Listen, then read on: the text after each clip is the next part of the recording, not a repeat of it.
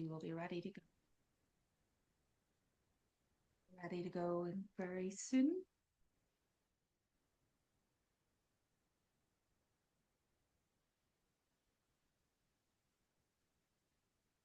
Yeah, I'm done now. Okay.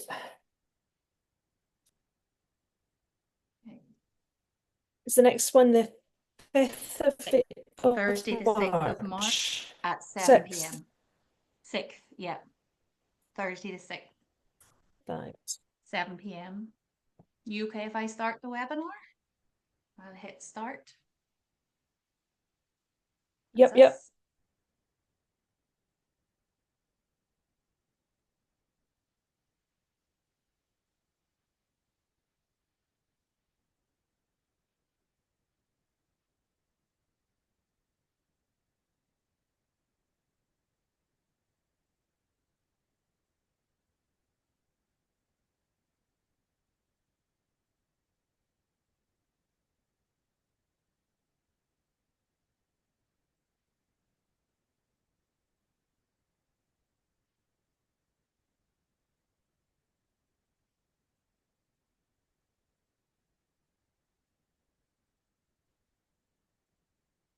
Hi everyone. We'll just let everybody get in from the waiting room and then we'll start the webinar.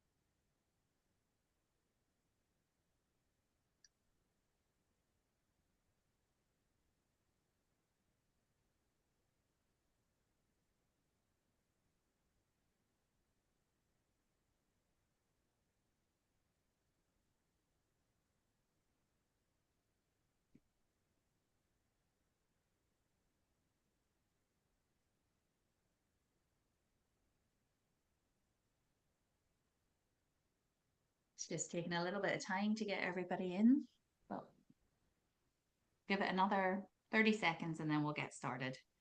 We don't want to keep you all at this time of the night.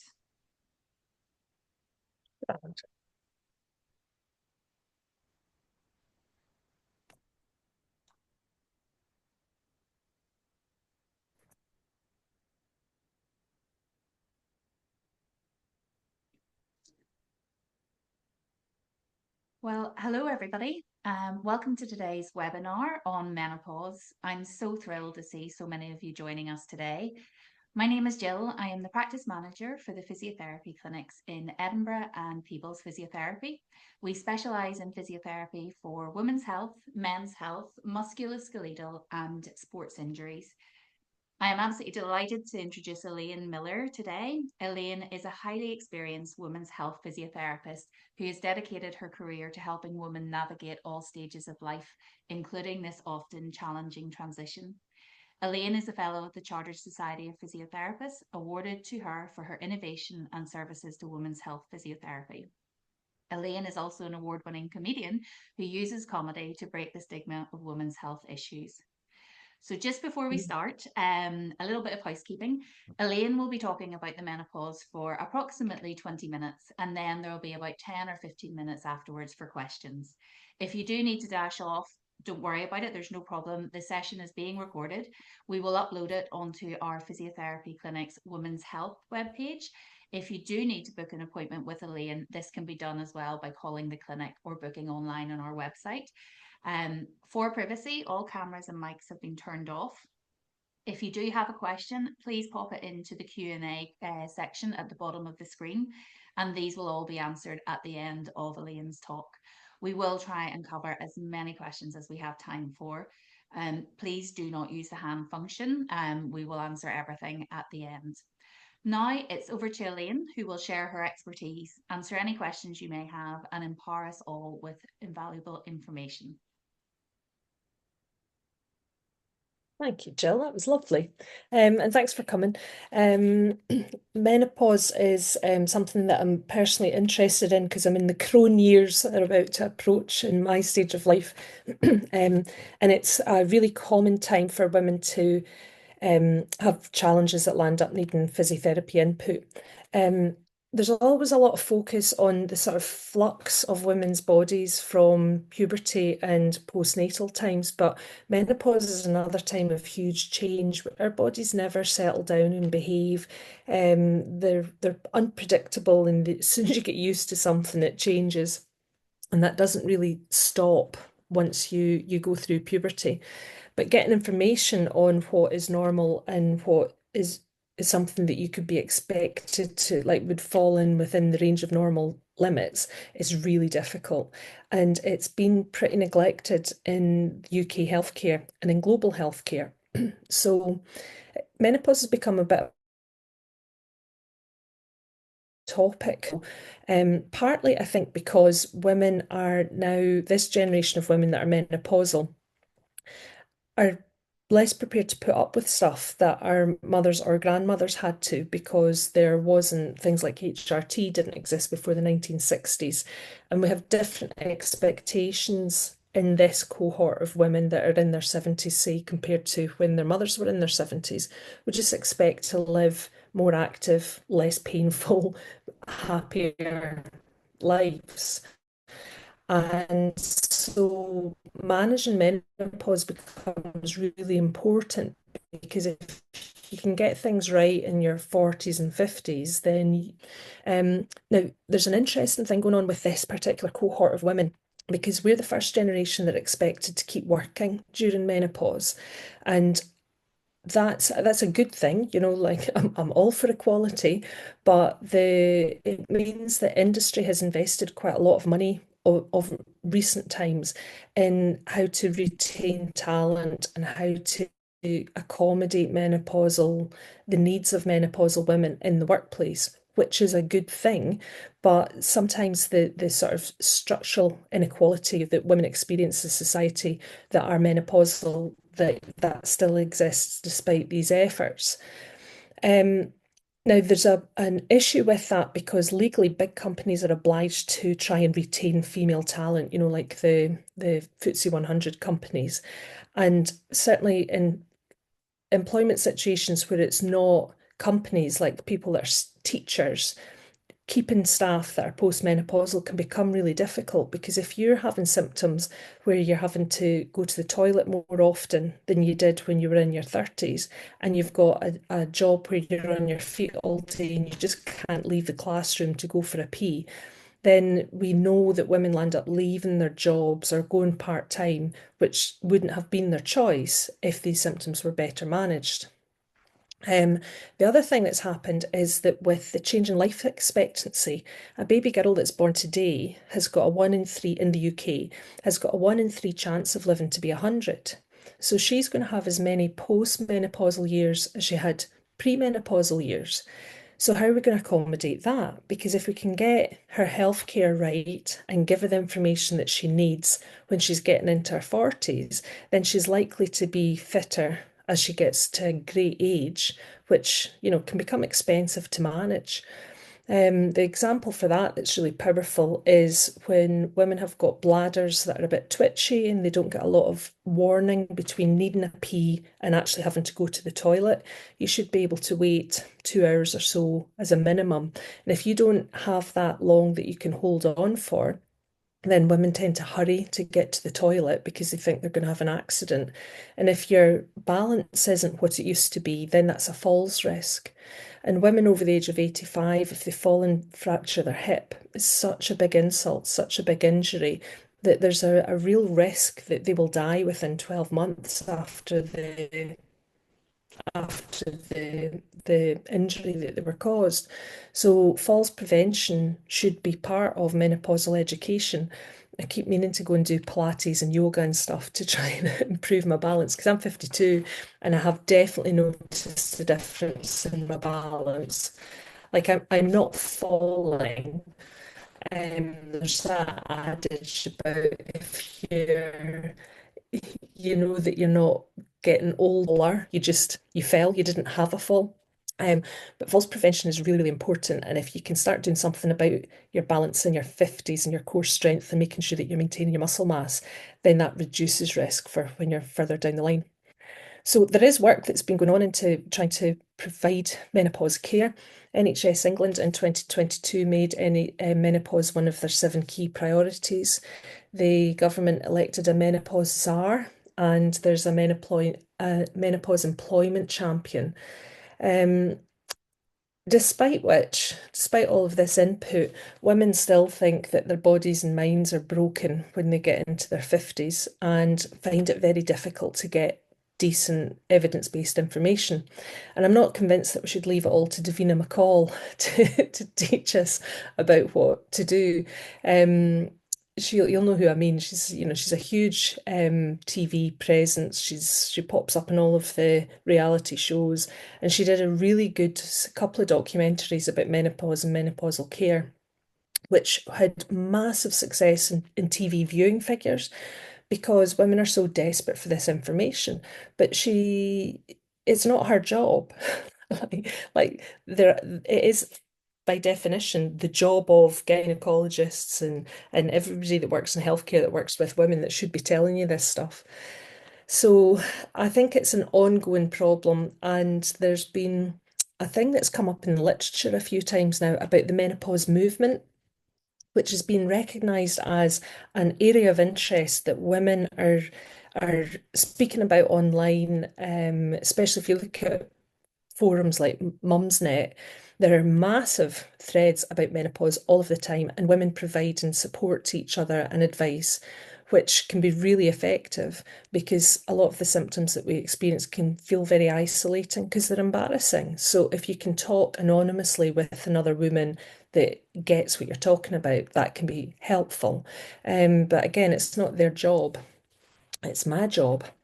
Um, and I wonder if this sort of concept of a menopause movement is coming around just because I was going to say the evidence, but it's not evidence. The feedback that I get in the house is that menopause makes you a bit disagreeable and less prepared to put up with things. Caitlin Moran, the journalist, she wrote a really good essay, and she thought that the loss of estrogen just meant that you ran out of patience, that we're all a wee bit drugged on estrogen. And when our ovaries stop producing that, then we become, you know, it's not that you're intolerant, you're just not going to put up with nonsense as much as you might have done when you were high on estrogen. Um, I think she's probably right. So trying to get information. There are some really good resources online. The British Menopause Society has got a good website, and they have a really helpful thing where if you're looking for somebody to go and see and speak to, like a doctor about it, they have a Find a Menopause Clinic. You can put in your postcode and it'll show you the local places. The shocking thing about it is how few of these resources there are available. And if you live in areas that are geographically remote, then you have to travel. There's just a complete lack of provision of care. And since the pandemic, the women's health services are still struggling. A lot of the services were cut, they lost staff, and the waiting lists are going up. And in some of the areas in Scotland, the waiting lists are now, they're just unacceptable. So there are challenges around, and it's frustrating because it means that we're now coming to a stage where lots of women are choosing to go privately, which is great if they've got the means and resources to do that. But as usual, it's the people that can't access the help that are just left to suffer. And women do suffer from menopause, that some women have symptoms that absolutely hijack their lives. It's not all women. So about a third of women will just like sail through the menopause, that they have some symptoms, but they don't debilitate them. And about a third of women have symptoms that are problematic, but they can manage them themselves. Things like they might get 2 different duvets for the bed if they've got a partner that they're sharing a bed with, and one of you is too hot and stuffy at night and you can't stand the heavy duvet, so you get 2 different duvets.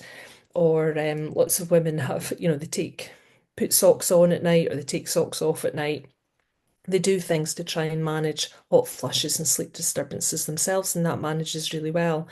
And then a third of women, their lives just are hijacked by the symptoms, and they this range of symptoms that you can have with menopause is just extraordinary. Estrogen impacts every single aspect of your bodily systems, and you can have symptoms that are demonstrable in any of those. The list of menopause symptoms, Louise Newson is a GP and she's got a very good website. And I think there's 125 symptoms that she's got listed on it. Anything from the common things that women talk about mind fog and about tiredness and hot sweats, sleep disturbances, and the bladder and bowel symptoms that women can get, but all sorts of odd things like you can get like skin problems. And anyway, so the point is, have a look. If you've got something that's persistent and it's irritating or interfering with what you want to do with your life, it's just getting in the way, then have a look and see if it could possibly be related to menopause. And if it is, then don't put up with it. Um, HRT is just the replacement of estrogen. And there's some thinking that wants to frame menopause as a hormonal disorder where you're deficient in the hormones that you need. I quite like that approach because, women's bodies as we age, we don't become distasteful. We don't become, we shouldn't be inhibited about what happens in women's bodies as we get older. But if you can replace the estrogen, then often that becomes a really good way of managing a lot of the symptoms, but not all of them. So the particular role that physio has in this stuff is to do, well, what my job is to do with problems with your pelvic floor and your bowel and bladder and your sexual function, because all of the other symptoms will burn out in time. That's a bad word to use, actually. So they can hopefully be managed with HRT or other medications, but the changes in your pelvic floor and your reproductive tract and your vulva, they continue over time. They're the only ones that don't stop changing. They will gradually, so you might get a bit of vaginal dryness in your 50s. By the time you're in your 80s, then that can be much more marked, and women can get particular sorts of dermatitis changes because they've got dryness and loss of estrogen. So that impacts on all of your tissues. So one of the things that happens is you start to lose bulk in muscles. That's why we want women to be doing lots of exercises, particularly resistance work. So weight training is really, really good for women because we need to maintain our muscle mass, and that includes your pelvic floor. So you'll know yourself, like women when they get older, particularly if they become a bit frail, they get uncomfortable if they're sitting on a hard seat. And it's partly because the muscle bulk has been lost. So your body's covered in little pockets of fat that sort of protect over bony prominences. And also you've got big muscles covering bony bits. So your sit bones, when you sit down in a chair, should be well padded. But as women get older, the volume of tissue over these bony prominences disappears because, or reduces because of the menopausal changes. Um, so one of the main things that we'll end up doing is looking at that and seeing if we can improve the strength and power in your pelvic floor. Then hopefully that will help manage any bowel or bladder problems that you're having. It means that you don't need to carry a wee cushion around with you all the time with any luck. Um, so the sort of things that we see are women that have got problems with stress incontinence, where they wet themselves a bit when they laugh or cough or sneeze, or they've got an overactive bladder, so they have to go to the toilet, but they're going a lot, like, lots and lots of times during the day. It's not uncommon in clinic for me to see that women are up like 6 times in the night for a pee, which means then you're just exhausted the next day. The same thing with bowel problems, women that start to leak. They've maybe had a birth injury, 20 odd years earlier. And then when they become menopausal, because of the change in the structure of the tissues, they start to get symptoms that they didn't have before when they were postnatal. Um, the sleep disorders, there's a big role for physio in that. And sometimes with exercise, we know that exercise will help improve your sleep. But if you've got a predisposition to get things like frozen shoulders that are related to the muscle loss, then, we want you to come into clinic for that. And the big one is balance, which I mentioned earlier on. So for women that are aware about the loss of balance, Pilates and yoga and anything that you can do that's improving your balance is going to be a good investment for later on in life. Um, so that's the mainstay of what we do: mood, sleep, exercise, sex, posture, and balance, and then pelvic floor and bowel and bladder for me. And thank you very much for listening. What questions have we got, Jill? Okay, we've got a few. Any more questions wanting to come in? Just pop them down on the Q&A box there. Starting off, we have one who is saying they're early stage menopause, so probably perimenopause. Is there anything that they can do at this stage to help prevent menopause symptoms? Specifically, they have said like urinary incontinence and things, but are there things that physio can do to help prevent that sort of for when full-blown menopause comes into play, or? Yeah, this is a thing that I think should just be out in public health education, really, because it's really cheap to teach women this stuff, that we should have a one-stop shop. Um, so yeah, mostly what is helpful is knowing what normal is. And then you know if you're not fitting into normal. A lot of women have a lot of anxiety about the prospect of getting older and going through menopause because perhaps their mother or their grandmother had problems. And the thing that I'm conscious that a lot of women worry about is the spectre of the smelly old lady. Like everybody knows who that person is, and nobody wants to be her. And I get quite cross about it because that woman shouldn't have been in the position where she was being referred to as a smelly old lady in the first place. Somebody should have given her some help, either with her personal hygiene or to prevent these problems.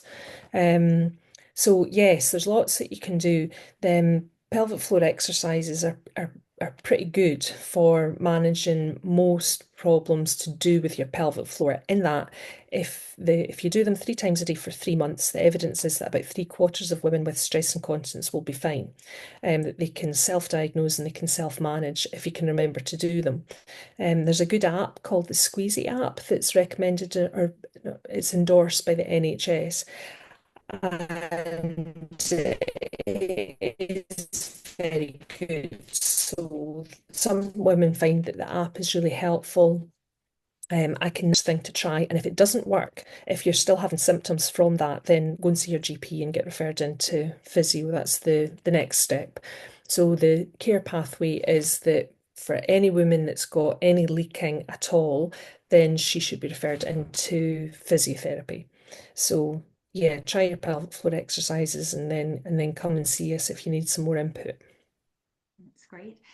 Just sorry, everybody. Elaine, your internet's just a little bit wobbly every now and again, so Mhm. apologies on that. Yeah, But don't worry, we'll work through it. So don't stress. Um, sorry. Also, guys, if you do have any other questions, do as I say, pop them into the Q&A box there.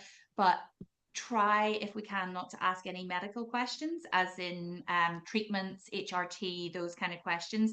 We're having another webinar on the 6th of March, and those questions will be answered then when we have a GP with Elaine, Dr. Joan Scott. So she'll be able to answer those questions on treatments available. So today it's more about the physiotherapy questions.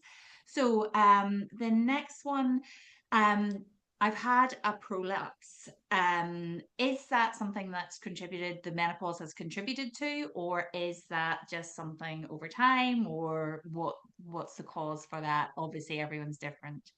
Yeah, prolapse is really common.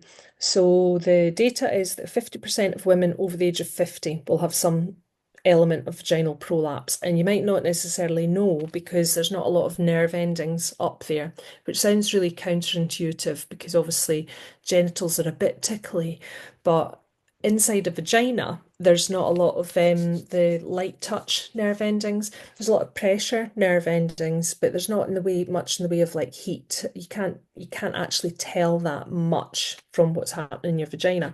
So the symptoms of prolapse are pretty vague a lot of the time.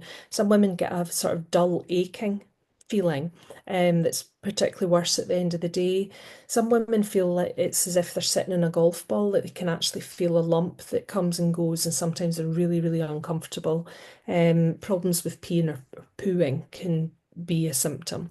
Um, in some papers in America that they're now saying that if a woman's had two vaginal deliveries, she would be expected to have a bit of a prolapse.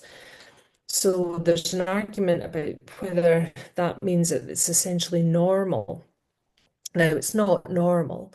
What should happen is that the pelvic floor muscles and all the gristly bits that hold everything in place, or keep the organs where they should be, should hold everything steady.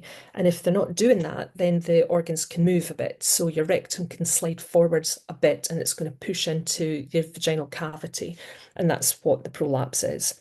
Um, so the main cause of prolapse in women is constipation. So women who are constipated have got the highest risk. Then it's being overweight, doing heavy lifting. So if you've got a job that requires a lot of heavy lifting, that definitely increases your risk. But it also applies to things like toddlers. So if you've got enjoying your life of having grandchildren and you're having to lift little kids around, sometimes they're not cooperating. Actually, if you think about it in terms of weight, what you're actually moving is quite difficult to maneuver. Um, so the treatment for it is sort out your bowels so that you're not straining. Really, constipation is not your friend. Pelvic floor exercises can really help. And by that I mean that if we can get those two things under control, there's good, strong evidence that you can then manage the symptoms for years. The studies now, it's over 15 years old. 15 years they've been following this cohort of women. The prolapse is still there. It's not cured, but it's not interfering with what they need to do with their life. So again, I think this is a thing that women should just be taught about as standard and told the basics of management. If those aren't enough to manage your symptoms, you can get some pessaries over the counter. There's various ones that are available. I can put the links up that you can just buy, or some of them your GP can prescribe them. And it's a bit like having a splint that sits, a lot of them look like little silicone tampons and they sit in the vagina, so they stop the organs from being able to slide down. And that can be helpful if your prolapse is bothersome when you're trying to exercise. So there's lots of women that give up running because they can feel something moving and it's just really off-putting and they worry about it. So sometimes a pessary is the answer to keeping them active. And for women that have got a more marked prolapse that does actually need some support, then you can get pessaries fitted in gynecology that stay in place for up to 6 months at a time and they can work a treat. So yes, there's lots that you can do, but sort out your bowel, do your pelvic floor exercises, and if you're not happy with it, like if you're still getting symptoms or if you're concerned, then see your GP and come into clinic. There's loads that we can do. Okay, right. There's another wee bit then about pelvic floor here. Is there any evidence around specific pelvic floor exercises with moving while doing quicks and holds? Question mark.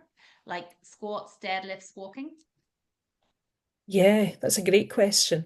A lot of the time when we talk about pelvic floor exercises, and actually I do this on Twitter, I stick to pelvic floor exercises that are really basic because you've not done an assessment on the women. Um, and they work and you can actually make quite a big difference just with doing static pelvic floor exercises. But these are muscles and muscles change with training. So just like you could do some work so that you're fit enough to run for a bus, if you did more training, you might become fit enough to do a triathlon. So yeah, you're right. If you are doing lifting or if you're doing sports, then training is specific. So we need to get the pelvic floor to be working in different positions and when dealing with different loads. So yeah, that's what we do. We just adapt it so that you're doing the pelvic floor contractions, or at least it's kicking in, because it should be strong enough to resist the forces that you're subjecting it to. So we would get you doing them in lunges and trying to improve your core strength so that there's not a downward pressure on your pelvic floor that would cause the leaking. Yeah. That's great. There's a couple of other people who've just joined in. So probably this is us just doing a Q&A at the moment for Elaine's just done a little bit of chat about menopause. So if you do have any questions, pop them into the Q&A box down at the bottom and we'll try to get through as many as we can. Just again, actually linking on to that, another question's come through saying, is there any contraindications for weightlifting for bone density, but with a prolapse? Okay, so somebody that's going to do weight training to help with maintaining your bone density, but also as a prolapse. So that comes down to technique. If you have got, if you're doing something that's causing you to leak or cause you can feel something moving, then that activity is maybe a bit too strong for you. So we would want to adapt the activity so that you're still challenging the muscles, so you're still going to be strengthening, but not overloading your pelvic floor. So that comes down to having somebody that's a really good personal trainer that knows what they're doing and is aware about these issues, which is something that needs to be to change. Like there are some excellent women's health trainers in Edinburgh, and they've all done extra training to get up to speed with it, but there isn't really a centralized, validated course to teach fit pros. Most of the training about women's health is around postnatal time, which is important, of course, but I would really like to see a bit more training about menopause specifically. So the the answer to the question is a bit vague because it's yes, you can still do it. Yes, it's important that you do it. We know that, women of a great age can get huge results, huge gains from lifting weights. In fact, oh, I've forgotten her name, Ruth Bader Ginsburg, the American.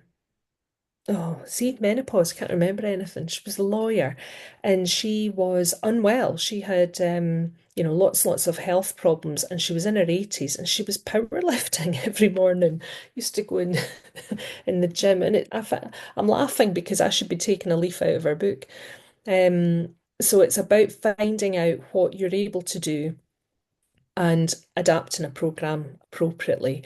If you are leaking when you're lifting, then maybe an over-the-counter pessary might be enough. It's a finding a balance so that you're doing enough to strengthen, but not so much that you're going to cause other problems because lifting heavy weights can cause prolapse. But what it means is lifting heavy weights that you're not fit enough to lift. There's lots of women that do real powerlifting, like the competitive level of powerlifting, and they have prolapses, some of them, but they're just well managed. So don't let it put you off. Okay. So another one, aside from my day job, I teach Pilates and fitness classes and do weight training nearly every day. So I love your messaging. Do you encourage women to take these up to help them over the fear factor? If they are advised by a medical professional, that might help them take those first steps. Yeah, I think that's really interesting because there's a lot of women have a lot of anxiety because they're worried that if they do too much, then they're going to do themselves a mischief. And there's not a lot of information out there, or there is, that's not true. There's lots of information out there. Some of it's just very hard to find. It's quite difficult to find a resource that's evidence-based that you know that you can be confident in versus somebody that's just selling snake oil. Um, the bottom line of it is that women who move are fitter and have fewer symptoms than women who are inactive. Um, and going from doing nothing to doing something is great. You don't need to be training to do a triathlon in order to have improvements. Sometimes very little can make a big difference to women. So yeah, we want you to be engaging in particularly things like Pilates and yoga actually, because with the age and stage that women are going through menopause, then often there's quite a lot of stress just in your life. So a bit of time where you're just concentrating on yourself and making time for yourself can be really helpful. Yeah. Okay. On to the next one to do with menopause and weight. So a bit more of a general one. Mhm. I've put on a lot of weight recently with the menopause, and it's making it much harder to maintain. Does that affect the pelvic floor as well when you're carrying that extra weight? And is there any Yeah. advice? Yeah. I hear your pain, sister. Um, As your metabolism changes, it does become much more difficult to lose weight and much, much easier to put it on. And also where it goes changes as well. So a lot of women struggle with the body image changes that aging brings with it. As far as pelvic floors go, small amounts of weight loss can make huge differences. So when you're running, there's 3 times your body weight in impact rattling from your heel up into your pelvic floor. So if a woman manages to lose 3 pounds, then that means when she's running, that's equivalent to 9 pounds of pressure that's not on her pelvic floor. So sometimes that can be enough to stop her from leaking so that then she can go and exercise in confidence. Leaking is a massive barrier to exercise. And in fact, my friend's just submitted her PhD into this, which I'm very excited about, because I think it's a really important bit of work that she's shown how how much women give up because they either they are actually wetting themselves or they're anxious about wetting themselves. And exercise is one of the first things that goes, which is really difficult because we want you to move. Like we actually, when you lose your estrogen, then that increases your risk of coronary heart disease. And the answer for that is exercise. So it becomes real catch-22. Um, so yes, exercise is going to help with weight loss. It also just makes you feel better, which means then you're less likely to be, using food as a tool for mood management. Again, I'm smiling because that's something that's what I do. Um, We all and do, Elaine, don't worry. yeah. And is it the weekend? Yeah, I'm not sure. Um, so I would want you moving, but it can be just there's a sweet spot where you're fit enough to be enjoying your activity, but you're not overloading your pelvic floor. However, keep an eye on it because it's not like there's a lot of news stories in the press at the moment about weight loss with these new semaglutide medications that people are taking, and they're having massive amounts of weight loss. But from a pelvic floor point of view, small amounts of weight loss can be dramatic. They can really make a difference to the symptoms that women get. So, yeah, that's encouraging. 2 or 3 pounds can make a big difference. Okay, that's great. Um, Another question's come in just to do about, which I know it's not really your area, but to do with mental health and menopause and how anxious the person is Hmm. and just struggling with life in general, doing exercise, family life, everything. Any tips on that? I know we're all Yeah, juggling. It's very difficult, but is there anything that you can sort of yeah. suggest or And it's so common as well, like that it feels really cruel that you've got all sorry, this. another one's just sort of come in this as well and said about the menopause anxiety and poor sleep. So it's just to combine the two questions together. Yeah, Um, she said she thought HRT was going to solve the issue. Do you advocate testosterone now? Maybe that's not something you can answer because that would be maybe more medical for Dr. Scott and the next one next month. But she's just saying a lot of people, she hears a lot of women have success for these reasons. So just yeah. to combine those questions about mental health and sleep anxiety. Yeah, it's certainly an issue, and it's something that is, I think, under recognized. So there's lots of aspects of women's health that, we're under researched, we're under resourced. The symptoms are under recognized. Our concerns often get dismissed because these sorts of things can be pretty vague. And anxiety in this age group of women is rife. And like you're saying, sometimes it's just to do with what's going on because, if your parents are still alive, they're getting older and that can bring its own challenges. And then having kids that are, becoming young adults, then that can bring its own challenges and grandchildren appear. And before you know it, you're, you're servicing everybody and you get a bit stressed. Um, and you get into a vicious cycle because the anxiety interferes with your sleep. And if you're not getting a decent night's sleep, then that interferes with your mood.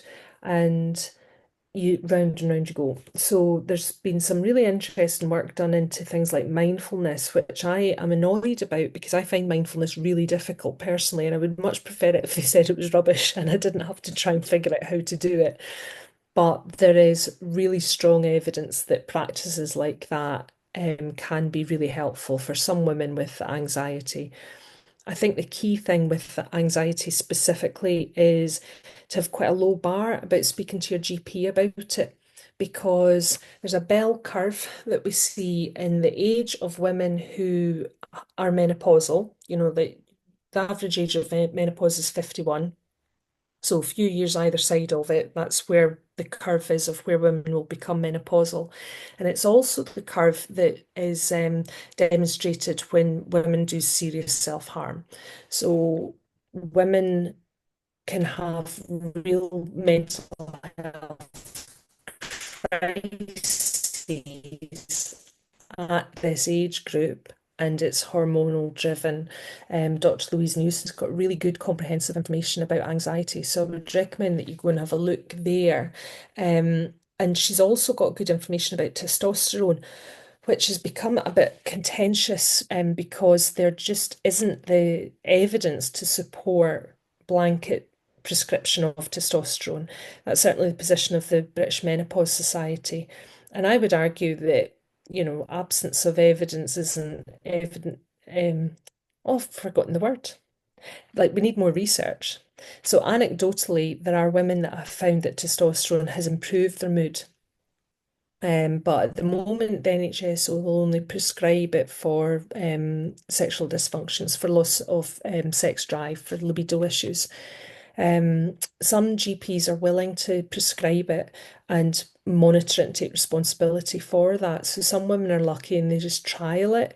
Some women trial it and it doesn't agree with them and they don't have any benefit from it at all.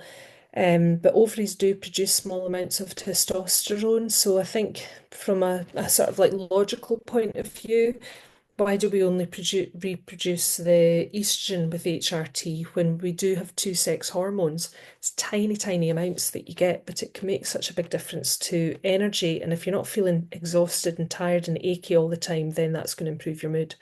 So it's a bit of a non-answer because it's not we physios don't do pharmacology at all. It would be a GP or a consultant that would deal with it. But have a look at Louise Newson's website. I'll put the links up. I'll send you the links, Jill, and you can maybe put them in the Definitely put that website up maybe in the somewhere. website. Yeah, that's Yeah, okay. Just but probably the last one because we're pushing a little bit on time here. Just one here from with the changes in vaginal tissue, at what point do you suggest starting topical estrogen? I understand it's over the counter now, and if the tissue quality continues to decline, will women be on it for the rest of their lives? Thanks. yeah, yeah. So vaginal atrophy is one of the symptoms that will continue from menopause until death. Um, and the topical estrogen that you can put on is a tiny amount. So the amount of estrogen that you get delivered locally is minute. It's not enough to get into your bloodstream and start to affect other areas. So if you're on it, that's great. That's going to help the other organs and systems, but it won't have much impact on your genitals. And the symptoms of vaginal atrophy can be a real problem because they can keep women up at night. They can be intense itching and real discomfort, lots of stinging when you're cleaning yourself after you've been to the toilet, and the skin's just very fragile. So the treatment is vaginal estrogen and or a pessary that you would insert internally a couple of times a week, and you do that for 3 months. So daily cream externally and internally pessaries for 3 months or so. And usually after that, then the tissues have improved and you would go on to maintenance dose of the medication.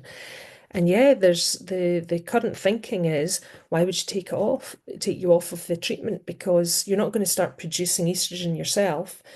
And given that it can keep you more comfortable and it will also reduce your risk of urinary tract infections, then logically it's really cheap, it's very effective, it's really safe. Women that have had estrogen-driven cancers like ovarian cancer or endometrial cancer or breast cancers, then most of them can have this localized estrogen because the dose is small and it's just absorbed by the localized tissues. So that's why NHS England approved it for over the counter, that you don't need to see a GP, you can just buy it yourself. I don't think it's come through in Scotland yet that they can you can still buy it, but not in the same way that it's set up in NHS England. But I do know women that buy it privately online. And I think that we should bring back well women hubs that we used to have, like well women clinics, and that women, once they're 30, should be spoken to about things like vaginal atrophy and localized estrogen, because some women have premature menopause, and if you know about it, then you're more likely to recognize the symptoms and ask for what you need. So Elaine, yeah, I think we'll have to stop you there. We're nearly out of time, unfortunately. I think everyone will agree that has been absolutely fantastic. And thank you, Elaine, as always, for sharing your expertise with us. Thank you to all the attendees for your insightful questions and participation. We hope you found the session really useful.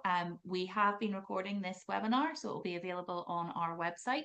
If you just go to thephysiotherapyclinics.com and then look at women's health, and you'll find the whole recording on there after this evening.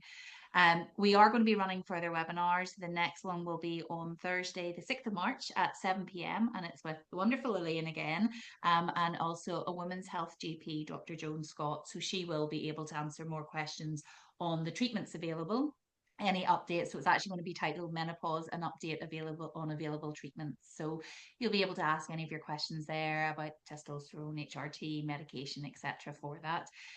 That's already on in Eventbrite. So if you do want to go on there, the tickets are available and can be booked now for that.